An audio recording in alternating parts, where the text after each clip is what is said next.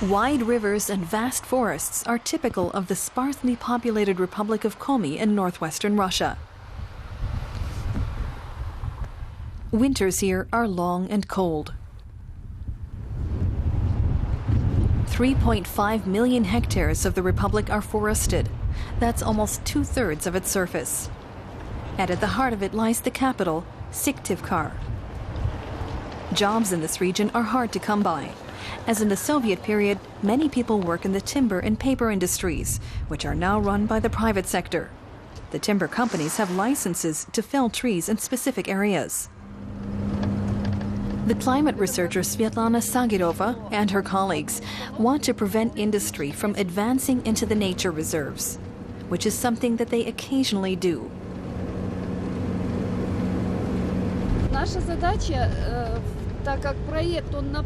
We are working to preserve biodiversity and above all to preserve our forests as an important absorber of gases harmful to our climate. A lot of forest areas are under protection on paper, but policing in order to ensure that companies adhere to these regulations is another matter. The Komi forests are among Europe's last intact primeval forests. They store many millions of tons of carbon dioxide, and that makes them a crucial factor in the world's climate. Now financial assistance is coming in from abroad to protect them. As soon as the snow finally melts, the new carbon measuring equipment can be set up. The data should help preserve the forests.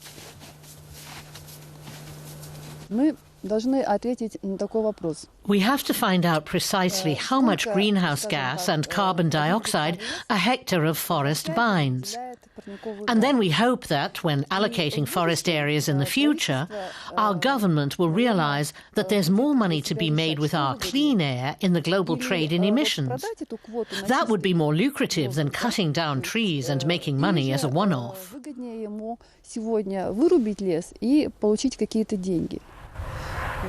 The people in the villages on the fringe of the forest are also worried about the future of the forest.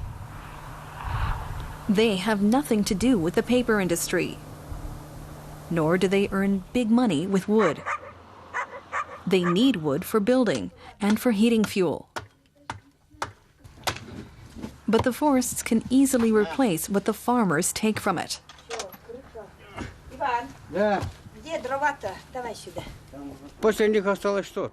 When some companies clear-cut the forests, nothing grows back. You can see an example right behind our village. I used to collect white mushrooms there. It was a good forest.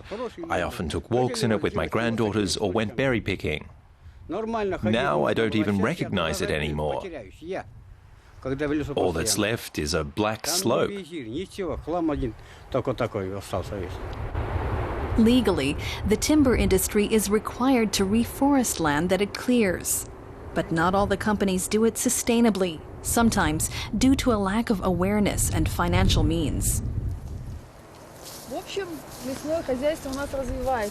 Svetlana Sagirova and her colleagues have planted a test area to find out what kinds of trees are especially suitable here, and above all, to find out which ones grow especially quickly.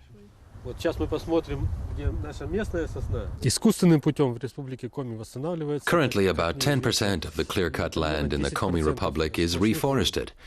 In the neighboring heavily forested Scandinavian countries, they replant 60%. We're still lagging behind.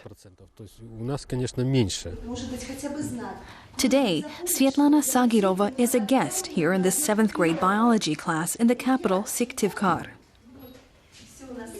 Using her project, she wants to teach more people in Komi exactly where the forest reserves are. She also wants to teach them why the forest is so important. Most people here, especially adults, already know these things, but they need to be reminded of them again and again. Especially in such economically difficult times, illegal logging becomes a temptation. Our city isn't particularly clean, and the forest purifies our air. We all gather mushrooms and berries in the forest, and I always enjoy walking there. Svetlana Sagirova also speaks with the pupils about the danger of forest fires. Everyone has painful memories of last year, when Russia's forests, including in Komi, were hard hit. This summer, too, could turn out to be as hot and dry as last summer. Foresters are already worried. Locals often aren't cautious enough with fire. But fires also repeatedly break out as a result of lightning storms. Once I witnessed it myself. Those are the two primary causes.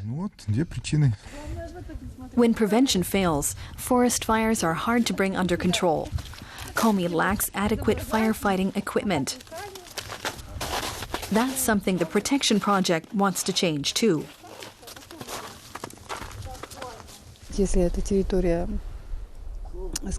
For example, where there are rivers, we'll add motorized rafts to our pool of conventional firefighting vehicles.